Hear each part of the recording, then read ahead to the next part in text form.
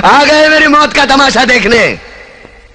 अब मुझे लटका देंगे, जुबान ऐसी बाहर आएगी, आंखें बाहर आएगी, थोड़ी देर लटकता रहूंगा, फिर ये मेरा भाई मुझे नीचे उतार देगा, फिर आप चर्चा करते घर चले जाओगे, खाना खाओगे, सो जाओगे।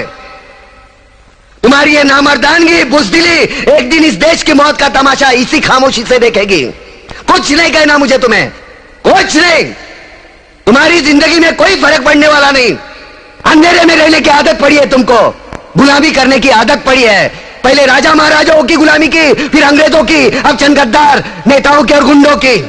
धर्म के नाम पर ये तुम्हें बहकाते हैं, तुम एक दूसरे के गले काट रहे हो। काटो काटो। ऊपर वाला भी ऊपर से देखता होगा तो उसे शर्म आती होगी, सोचता होगा मैंने सबसे खूबसूरत चीज बनाई थी, इंसान। इंसान नीचे देखा तो सब कीड़े बन गए, कीड़े कीड़े। रेंगते रहो, सड़ते रहो और मरो। आए और गए, खेल खत्म। क्यों जिए मालूम नहीं, क्यों मरे मालूम नहीं। कलम वाली बाई क्रांति लाना चाहती थी, कलम के जोर पर काले वर्तमान को खत्म करना चाहती थी। कौन समझा उसकी बात को? सब साले मुर्दे, जिंदा लाशें। किसे जगाती वो? मैं जाग गया, कुछ अच्छा काम करके जा रहा हूं, सुकून है। लेकिन ध्यान में रखना, तुम्हारी ये खामोशी कल तुम्हारे बच्चों के लिए रोना बन जाएगी। ये कानून वाले, वर्दी वाले नेता, इन्होंने अपना ईमान बेच दिया। एक दूसरे को जलाते वक्त तुम्हारा ईमान कहां गया था? भाड़ में।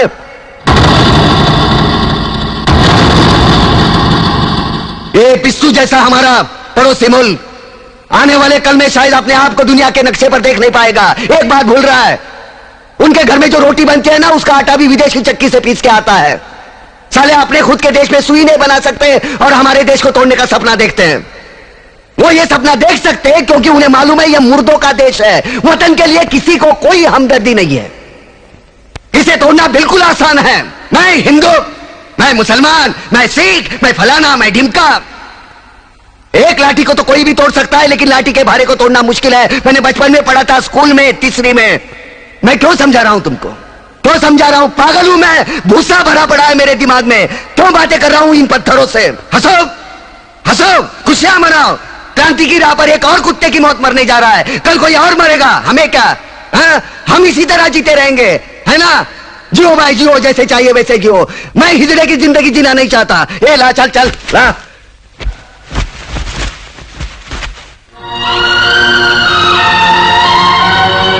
ठहरो, ये फांसी नहीं हो सकती। उन देशद्रोहियों के खिलाफ जो सरकार को सबूत मिले हैं, उससे साबित होता है कि प्रताप ने उनको मारकर देश का उद्धार किया है। इसलिए भारत के राष्ट्रपति ने उसकी सजा माफ कर दी है। ये रहे उसके कागजात।